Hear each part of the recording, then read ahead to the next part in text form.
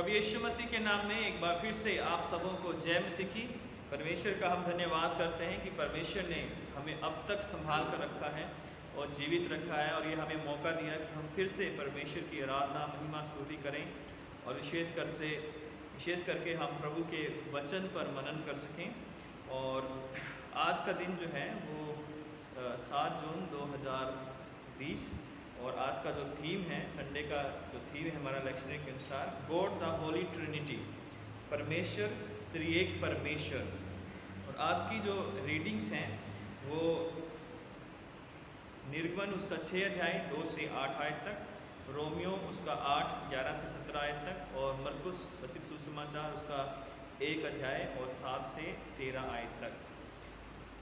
त्रिएक परमेश्वर जो एक विषय है वो एक बहुत ही क्रिश्चियन डॉक्ट्रिन्स जो है, क्रिश्चियन जो धर्म विज्ञान सिद्धांत है, इसमें बहुत ही महत्वपूर्ण है। हालांकि त्रिएकता जो शब्द है, वो ट्रिनिटी जो शब्द है, वो बाइबल के अंदर नहीं पाया जाता है, लेकिन फिर भी हम देखते हैं कि पूरी बाइबल के अंदर परमेश्वर को 3 रूप में प्रकट किया गया है। और पुराने नियम में कई जगह परमेश्वर को 3 रूप में प्रकट किया गया है। नए नियम में भी कई जगहों पर परमेश्वर को 3 स्वरूपों में या 3 रूपों में प्रकट किया गया है। तो इसका मतलब ये नहीं है कि परमेश्वर 3 है ना, बल्कि परमेश्वर एक ही है और वो 3 रूपों में अपने आप को अलग अलग जगहों पे और कई बार एक साथ जो है लोगों के ऊपर प्रकट करता है। और इसी सिद्धांत को आज हम समझने का प्रयास करेंगे कि किस तरह से जो परमेश्वर है वो 3 रूपों में या अलग अलग 3 व्यक्तित्व के रूप में कार्य करते हुए भी वो एक परमेश्वर है। उनका जो विचार है या उनका मन जो है, उनके जो शिक्षा है वो बिल्कुल एक है। वो एक दूसरे से विपरीत शिक्षाएं नहीं है उनकी, बल्कि पिता, पुत्र और पवित्र आत्मा वो तीनों एक है जो है। जब हम पुराने नियम में पढ़ते हैं तो हम पाते हैं कि कहा गया था कि परमेश्वर जो है वो एक ही है, चाहे वो 10 आज्ञाएं हो, चाहे वो व्यवस्था विवरण उसका 6 अध्याय अगर हम पढ़ते हैं तो वहाँ पर भी हम देखते हैं कि परमेश्वर को कहा गया है कि वो तुम्हारा, हे इस्राएल सुन, तुम्हारा परमेश्वर जो है वो केवल एकमात्र परमेश्वर है, एक ही परमेश्वर है। तो इसलिए जो है परमेश्वर एक है। और 10 आज्ञाओं में भी कहा गया था कि तू मुझे छोड़ किसी दूसरे ईश्वर की आराधना ना करना, क्योंकि मैं ही तेरा एकमात्र परमेश्वर हूँ। ये सत्य है कि परमेश्वर एक ही है, इसमें कोई भी दो राय नहीं कि हम एक पवित्र परमेश्वर की आराधना करते हैं। लेकिन उस एक त्रिएक परमेश्वर की या एक पवित्र परमेश्वर की जब हम आराधना करते हैं तो उसको 3 रूपों में हम भिन्न भिन्न देखते हैं। पिता परमेश्वर के रूप में, और पुत्र परमेश्वर के रूप में, और पवित्र आत्मा परमेश्वर के रूप में जो है। अगर हम चारों इंजीलों को पढ़ते हैं तो अलग अलग जगहों पे हम देखते हैं कि किस तरह से प्रभु यीशु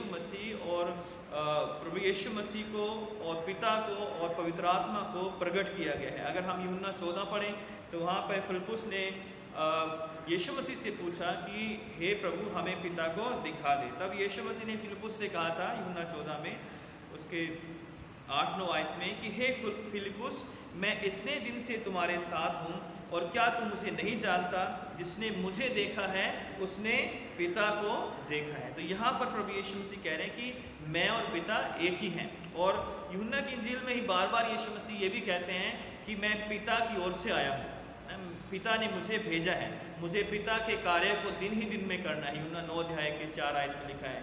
और पूरे अगर हम पढ़ें यूहन्ना के शुरू के अध्याय तो बार बार यीशु मसीह कहते हैं कि मैं पिता की इच्छा को पूरा करने के लिए इस पृथ्वी पर आया हूँ।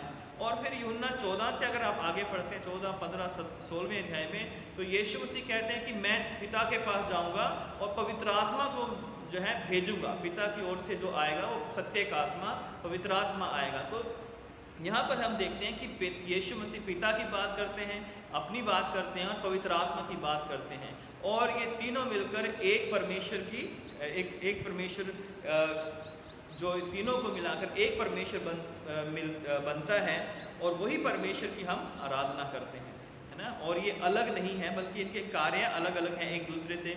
किस तरह से वो अलग अलग समयों में कार्य करते हैं, लेकिन वो एक ही हैं, मन में, विचार में और तत्व में। उनका एसेंस जो है, वो तत्व जो है वो एक ही है। और इसलिए जो है अगर हम मत्ती में पढ़ें, अगर हम मरकुस में पढ़ें, लूका में पढ़ें, इन सब जगहों पे बताया गया है कि परमेश्वर पिता और पुत्र और पवित्र आत्मा तीनों एक मन हैं और वो एक विचार हैं, और वो परमेश्वर की जो बनाई गई सृष्टि है उसके उद्धार करने में, उसकी छुटकारा करने में अलग अलग रीति से वो कार्य करते हैं। और इसलिए जो आइए हम कुछ बातों के ऊपर विचार करेंगे जो इस बात को प्रकट करती हैं कि हम त्रिएक परमेश्वर की आराधना करते हुए भी केवल एक परमेश्वर की ही हम आराधना करते हैं।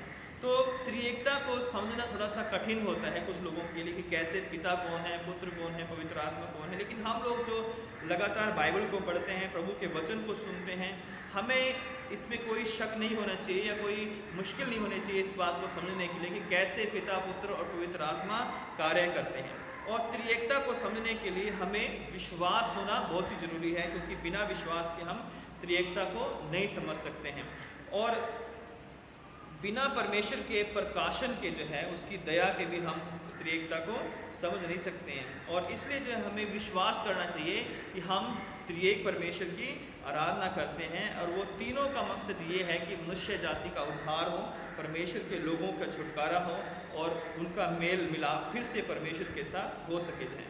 तो त्रिएकता का जो सिद्धांत है उसका आधार क्या है ना, क्या कारण है कि हम ये कहते हैं कि बाइबल में त्रिएकता का सिद्धांत पाया जाता है। तो अगर हम बाइबल में पुराने नियम में देखते हैं, अगर हम बाइबल उत्पत्ति का पहला ही जो अध्याय है उसकी पहली आयत में जहाँ पे लिखा है कि आदि में परमेश्वर ने आकाश और पृथ्वी की रचना की जो है, तो वहाँ पर हम जो है देखते हैं कि किस तरह से त्रिएकता को प्रकट किया गया है। जो वहाँ पे शब्द आया है हिब्रू के अंदर इलोहिम, तो उसका जो अनुवाद है इंग्लिश में वो है परमेश्वर नहीं बल्कि अनेक परमेश्वर है ना, यानी एक से ज़्यादा परमेश्वर है।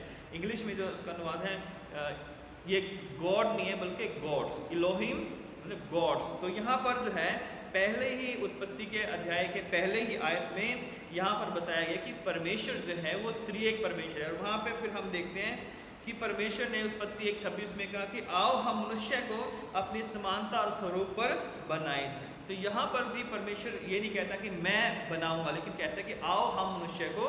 तो जो हम शब्द है ये भी इस बात को दर्शाता है कि वहाँ पर जो है पिता, पुत्र और पवित्र आत्मा तीनों मिलकर कार्य कर रहे थे। यशायाह 6:8 में भी जब परमेश्वर कहता है कि हमारी ओर से कौन जाएगा, तो परमेश्वर ये नहीं कहता कि मेरी ओर से कौन जाएगा, बल्कि परमेश्वर कहता है कि हमारी ओर से कौन जाएगा। तो वहाँ पर भी परमेश्वर जो है त्रिएकता को वचन जो है प्रकट करता है। अगर हम मरकुस उसका पहला अध्याय 7 से 13 आयत पढ़ते हैं, मत्ती उसका तीसरा अध्याय 13 से 17 आयत पढ़ते हैं, तो यहाँ पर भी हम देखते हैं कि जब यीशु मसीह का बपतिस्मा हुआ, तो जब बपतिस्मा हुआ तो हम देखते हैं कि यीशु मसीह तो पानी के अंदर थे और यूहन्ना उन्हें बपतिस्मा दे रहा था।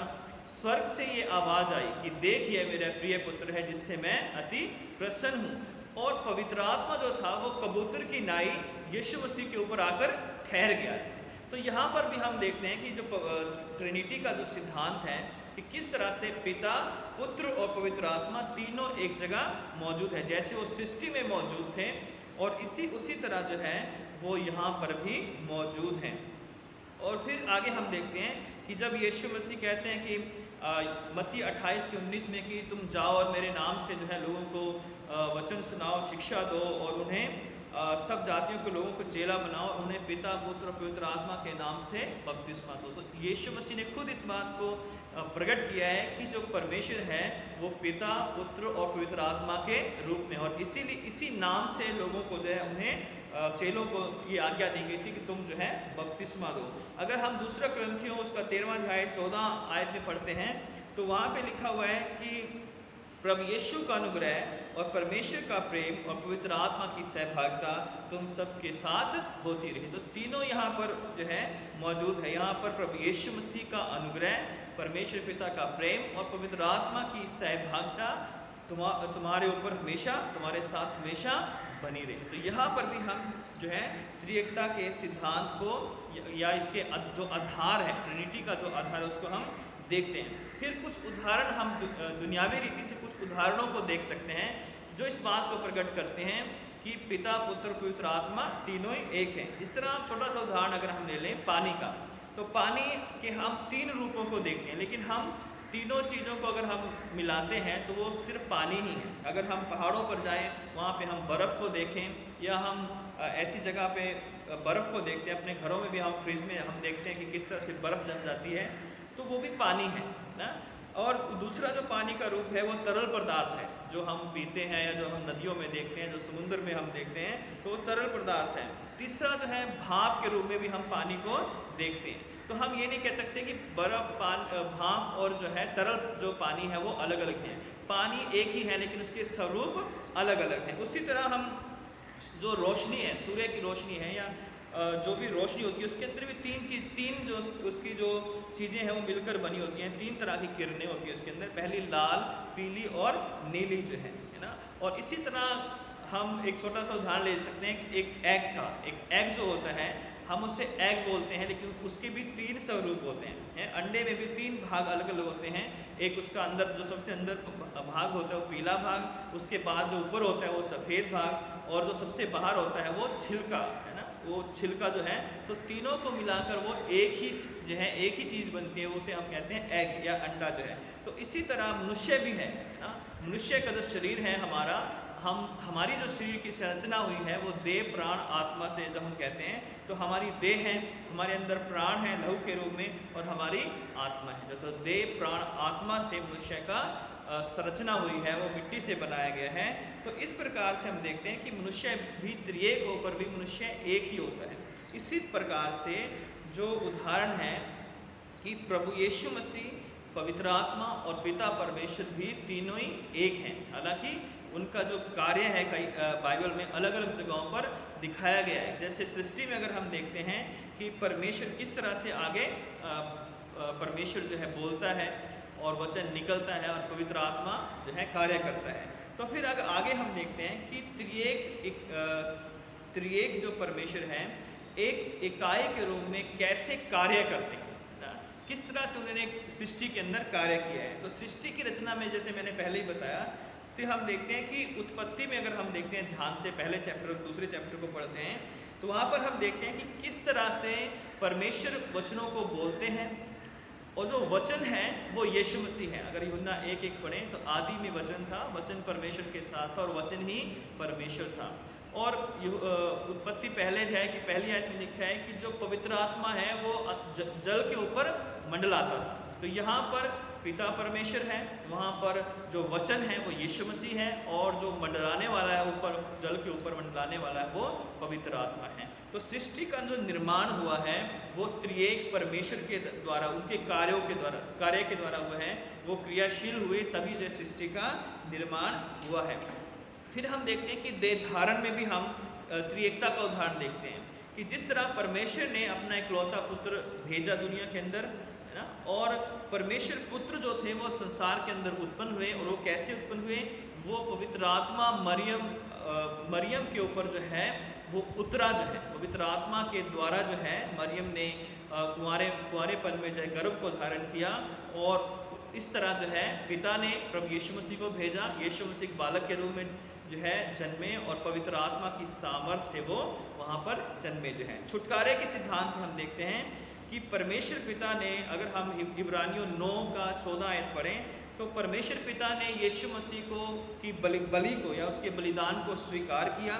यीशु मसीह ने अपना बलिदान दिया, और परमेश्वर पवित्र आत्मा ने, यीशु ने अपने आप को सनातन आत्मा के द्वारा अर्पित किया। आत्मा की सामर्थ्य के द्वारा यीशु मसीह ने जो है अपने आप को समर्पित किया। अगर हम उद्धार में देखें, पिता ने, अगर हम लूका उसका 15वां अध्याय देखें, वहाँ पे भी हम त्रिएकता का उदाहरण देखते हैं कि पिता ने जो है उड़ाऊ पुत्र को ग्रहण किया। परमेश्वर पुत्र वह चरवाहा है, यीशु मसीह वो चरवाहा है जो खोई हुई भेड़ों को ढूंढता है। यीशु मसीह ने कहा कि अच्छा चरवाहा मैं हूँ ना। पिता जो है वो ग्रहण करता है उन सब लोगों को जो पाप में पड़कर वापस लौटते हैं। पुत्र जो है चरवाहा है जो खोई हुई भेड़ों को ढूंढता है, और पवित्र आत्मा जो है विश्वासियों को उभारती है। पवित्र आत्मा पश्चाताप के लिए और उन्हें कायल करती है, उनके मन को प्रेरित करती है कि वापस अपने पापों से मुंह मोड़कर पिता से अपना मेल मिलाप कर लें। तो हम यहाँ पर लूका 15वें अध्याय में भी ये उदाहरण देख सकते हैं। प्रार्थना में जब हम प्रार्थना करते हैं वहाँ पर भी हम जो है त्रिएक परमेश्वर के सिद्धांत को देखते हैं। जब हम प्रार्थना करते हैं तो हम परमेश्वर पिता से प्रार्थना करते हैं, सारे निवेदन विनती हम पिता के पास पहुँचाते हैं। किसके नाम से? यीशु मसीह के नाम से हम प्रार्थना करते हैं। और पवित्र आत्मा प्रार्थना करने में हमारी अगुवाई करता है। रोमियो 8:26 में लिखा है, क्योंकि हम नहीं जानते कि कैसे प्रार्थना करना है, परंतु पवित्र आत्मा हमारी अगुवाई करता है और हमारे लिए आहें भर भर कर जो बयाने से बाहर है हमारे लिए प्रार्थना करता है। तो यहाँ पर ही हम देखते हैं कि किस तरह से पवित्र आत्मा, पिता और पुत्र जो है तीनों का उदाहरण प्रार्थना में भी हम देख सकते हैं। तो त्रिएक परमेश्वर का जो समय है या युग है, हालांकि हम इस समय परमेश्वर पिता के इन युगों को अलग नहीं कर सकते हैं, समय को अलग नहीं कर सकते, लेकिन फिर भी हम अपनी अंडरस्टैंडिंग के लिए, मानवीय समझ के अनुसार हम ये कह सकते हैं कि पुराना नियम था उसमें परमेश्वर पिता बहुतायत से या डायरेक्टली काम कर रहे थे। वो जो नबियों के द्वारा और लोग अपने चुने हुए लोगों के द्वारा, दास दासियों के द्वारा उनसे डायरेक्ट बात करते थे और कहते थे कि मेरा ये संदेश जो है उनके लोगों को पहुँचा दो। जो है नए नियम में पुत्र ने, प्रभु यीशु मसीह ने डायरेक्टली लोगों से बातचीत की कि तुम जो है सुसमाचार पर विश्वास करो तो उद्धार पाओगे। फिर जो है सुसमाचारों के बाद जब हम देखते हैं पेंतिकुस्त का दिन आया था, उसके बाद जो पवित्र आत्मा है, जब यीशु मसीह स्वर्ग पर उठा लिए गए, पवित्र आत्मा 50वें दिन आया और उसके बाद पवित्र आत्मा चेलों को गाइड करता है ना। कई बार पवित्र आत्मा ने उन्हें मना भी किया, पौलुस को और अन्य लोगों को, कि तुम यहाँ मत जाना। कई बार जो उन्हें कहा कि तुम यहाँ पर जाओ। तो इस तरह से हम देखते हैं कि पुराना नियम जो था वो पिता की सामर्थ को प्रकट करता है, सुसमाचार जो हैं वो यीशु मसीह के समय को प्रकट करते हैं, और जो कलीसिया का उत्थान है, कलीसिया की उत्पत्ति, उसके बाद आज तक पिता पुत्र जो है वो पवित्र आत्मा के रूप में हमारे मध्य में कार्य करते आ रहे हैं। जब यीशु मसीह ने कहा कि मैं सदैव तुम्हारे साथ हूँ, तो इसका मतलब है पिता और पुत्र और पवित्र आत्मा तीनों हमारे साथ हैं। और वर्तमान में भी जो है यीशु मसीह ने कहा कि जहाँ भी 2 या 3 मेरे नाम से एकत्रित होंगे मैं उनके बीच में उपस्थित हूँगा। तो जब यीशु मसीह ये कह रहे हैं, तो आज जो है यीशु मसीह हमारे बीच में कैसे उपस्थित होते हैं? वो पवित्र आत्मा के रूप में हमारे बीच में उपस्थित होते हैं। और कई बार पवित्र आत्मा लोगों को कायल करता है, कई बार यीशु मसीह खुद लोगों को दर्शन में बात करते हैं, उन्हें स्वप्न के द्वारा बात करते हैं, कई बार परमेश्वर की वाणी के द्वारा या वचन के द्वारा लोग जो है परमेश्वर की ओर मुड़ते हैं। तो तीनों ही जो है बातों के द्वारा अलग अलग तरीके से एक ही मकसद है कि मनुष्य जाति का उद्धार हो। इन सब जो त्रिएक परमेश्वर का जो कार्य है वो किसके लिए है? वो इसके लिए है ताकि मैं और आप बचाए जाए। अगर परमेश्वर ने सृष्टि की रचना की तो कहा था कि सब कुछ अच्छा है, लेकिन जब पाप जगत में आया तो परमेश्वर ने उद्धार की योजना बनाई और अपने पुत्र को इस संसार में भेजा और उसने अपना प्राण हमारे लिए दिया। और जब लोगों ने उसकी भी नहीं सुनी और तब जो है जब वो पिता के पास गया तो उसने कहा कि जब उसने लोगों को आत्मिक रीति से तैयार किया तो उसने कहा कि मैं तुम्हें अनाथ नहीं छोड़ूंगा, मैं तुम्हारे पास आता हूँ और मैं तुम्हें एक सहायक दूंगा जो है। तो इस तरह से हम देखते हैं कि आज पिता, पुत्र और पवित्र आत्मा इस मानव जाति को बचाने के लिए, मुझे और आपको पापों से छुड़ाने के लिए वो कार्यशील हैं, वो कार्य करते हैं। अगर पिता ने पुत्र को भेजा है तो वो मेरे और आपके लिए, अगर पुत्र ने पिता से विनती की है कि वो पवित्र आत्मा को भेजे, वो भी मेरे और आपके लिए है। और आज अगर हम जीवित हैं वो पिता, पुत्र, पवित्र आत्मा की दया से हैं। आज इतने बड़े संकट में, इतनी बड़ी महामारी में अगर मैं और आज आप जो है आज सुरक्षित हैं तो ये परमेश्वर की बहुत बड़ी करुणा है, उसकी दया है। इसलिए जो है मुझे और आपको बड़े विनम्र होकर, बड़े दीन होकर, बड़े जो है हम्बली जो है हमें परमेश्वर के पास आना है, क्योंकि बिना परमेश्वर के हमारा उद्धार नहीं हो सकता। बिना प्रभु यीशु मसीह के हम स्वर्ग के राज्य में नहीं जा सकते। बिना पवित्र आत्मा के हम अपने पापों का पश्चाताप नहीं कर सकते। तो स्वर्गीय पिता हम सब की सहायता करें, हम सब पर अनुग्रह करें कि हम इस त्रिएक परमेश्वर को जान सकें, उसके कार्य को जान सकें। ये कोई बहस करने का विषय नहीं होगा कि पवित्र आत्मा कैसे काम करता है, यीशु मसीह कैसे काम करते हैं या परमेश्वर कैसे काम करते हैं, बल्कि ये एक ऐसा विषय है जिसमें हम बड़े दीन और नम्र होकर अपने आप को परमेश्वर के हाथों में सौंप दें और पिता पुत्र पवित्र आत्मा की आराधना सच्चे मन से करें, क्योंकि वचन कहता है कि परमेश्वर आत्मा है और अवश्य है कि उसकी आराधना करने वाले लोग आत्मा और सच्चाई से उसकी आराधना करें। यूहन्ना 4 के 24, 25, 26 में हम ये बात को पढ़ते हैं। तो प्रभु आज आप सबों को आशीषित करे कि आज हम उस त्रिएक परमेश्वर की महिमा करें, उसकी आराधना करें, उसकी स्तुति करें, उसका धन्यवाद करें, क्योंकि उसके बिना कोई भी हमारा सहारा नहीं है, उसके बिना कहीं भी हमारा उद्धार नहीं है। और वर्तमान में जो समय चल रहा है, जो भूकंप है, जो जाति पर जाति चढ़ाई कर रही है, राज्य पर राज्य चढ़ाई करने को है, देश पर देश चढ़ाई करने के लिए तैयार हैं और तरह तरह महामारियाँ आ रही हैं, बड़े बड़े संकट आ रहे हैं, ये समय बता रहा है कि उस त्रिएक परमेश्वर का वापस आना बहुत ही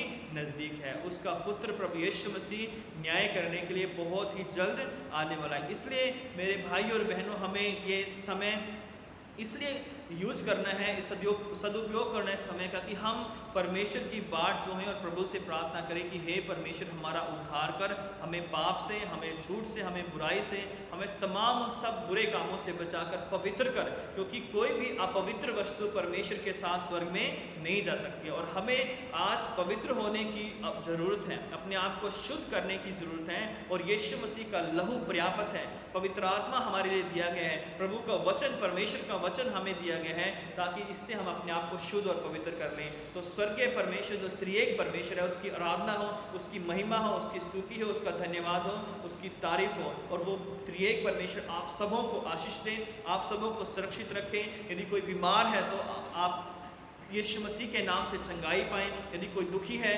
जो कोई निराश है, तो प्रभु यीशु मसीह में वो आशा पाए, क्योंकि यीशु मसीह ही जो है शांति का राजकुमार है और आशा देने वाला परमेश्वर है। प्रभु इन वचनों के द्वारा आप सब सुनने वालों को आशीष दें। और आज फिर से हम प्रार्थना करेंगे उन सब लोगों के लिए जो कोरोना बीमारी से पीड़ित हैं, उन सब लोगों के लिए जो डॉक्टर्स हैं, नर्सिस हैं और अन्य लोग जो मेडिकल स्टाफ जो भी कार्य कर रहे हैं, हेल्थ वर्कर्स जो हैं, उन सब के लिए प्रार्थना करेंगे और उन सब के लिए प्रार्थना करेंगे जो इनकी मदद कर रहे हैं, मजदूरों की, बेसहारों की, उनके लिए खाने का, कपड़े का, उनके लिए गाड़ियों का इंतज़ाम करें, उन सब के लिए भी हम प्रार्थना करेंगे, क्योंकि ये समय है कि हम प्रार्थना में परमेश्वर के आगे अपने आप को दीन और नम्र करें और प्रभु से प्रार्थना करें कि हे परमेश्वर हमारे देश पर, हमारी संसार पर, हमारे परिवारों पर, हमारे गली पर, हमारे मोहल्ले पर, सब पर जो है दया करें। आइए अपनी आंखें बंद करेंगे और प्रभु से प्रार्थना करेंगे। हे सर्वशक्तिमान पिता परमेश्वर, हम आपका धन्यवाद करते हैं कि आप जीवित हैं और आपने हमें ये मौका दिया है कि हम फिर से आपके वचन को बांट सकें। सच में प्रभु यीशु मसीह, आपका वचन बांटना एक बहुत बड़ी आशीष है और आपके वचन को सुनना भी एक बहुत बड़ी आशीष है। हे मेरे पिता परमेश्वर, जिन लोगों ने भी इस वचन को सुना है उन सबको आशीषित करें मेरे पिता। होने दें कि केवल वचन को सुनने वाले ही नहीं बल्कि वचन पर चलने वाले भी बन सकें। प्यारे खुदावंद यीशु मसीह, हम प्रार्थना करते हैं विशेषकर उन लोगों के लिए जो पूरे देश में, पूरे संसार में कोरोना से पीड़ित हैं।